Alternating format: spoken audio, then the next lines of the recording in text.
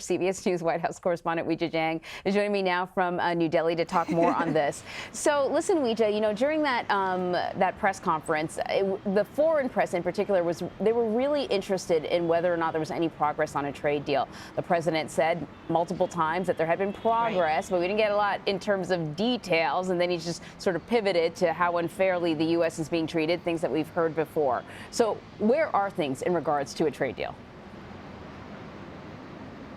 You know, even before the president came here to India, he set really low expectations and said he is after a trade deal, but that would be for something in the future. And today he said if one actually takes place, it will probably not be until the end of the year. And despite all the touting that these two leaders made progress and were able to hash out some of those details, neither of them were willing to reveal any tidbits of any kind of progress they've made. And so we're kind of still where we were when we got here, which is that both sides have been negotiating since 2018. They are at a standstill when it comes to, tariffs and trade barriers. So we're still trying to find out what's new here other than some flowery language and handshakes and, an agreement to move forward.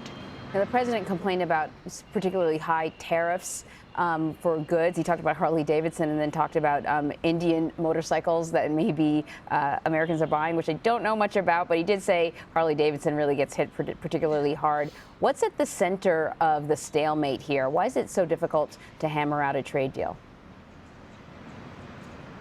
Well, that is one thing, which is opening the markets to U.S. manufacturers, not only when it comes to motorcycles, but also a lot of different products in terms of electronics and food like cheese and nuts. And so they're trying to make it easier and cheaper, frankly, for the U.S. to ship items here to India. But the president has also acknowledged that Modi is a really tough negotiator. In fact, during the Namaste Trump rally, which we went to yesterday in front of more than 100,000 people, the president brought up the fact that they were working on a trade deal, but said Modi is a really tough negotiator. And so, one of these sides has to start giving a little, but India is still subject to steel and aluminum tariffs that they want to be free from. And so, again, it comes down to these two things, tariffs and trade barriers, and it doesn't seem like we're learning much about who's going to start giving in first. The president also talked about new defense cooperation. I think he talked about $3 billion in defense spending. Sometimes the administration can make a big announcement about spending, and it's not always new spending. Do we know if this is new? Well, we know that it's been formalized. So Modi announced today that, they're definitely going to be moving forward with this arms deal to purchase about $3 billion worth of military equipment from the U.S., which includes mostly helicopters for the Navy. And so, it is a success for President Trump. But you're right to mention that, a lot of times these agreements have been hammered out over the course of quite some time. And so I think the news here is that they have formally agreed to it. And in fact, Modi announced that they agreed to that when they made joint remarks today together. Some have mentioned that Prime Minister Modi and President Trump share some commonalities, particularly when it comes to their critics. And one of the things that Modi has been criticized for is what many perceive as anti-Muslim policies and sentiment. So at today's press conference, President Trump was asked about some deadly protests over India's controversial new citizenship law happening as the president is there. What did he say about the measure?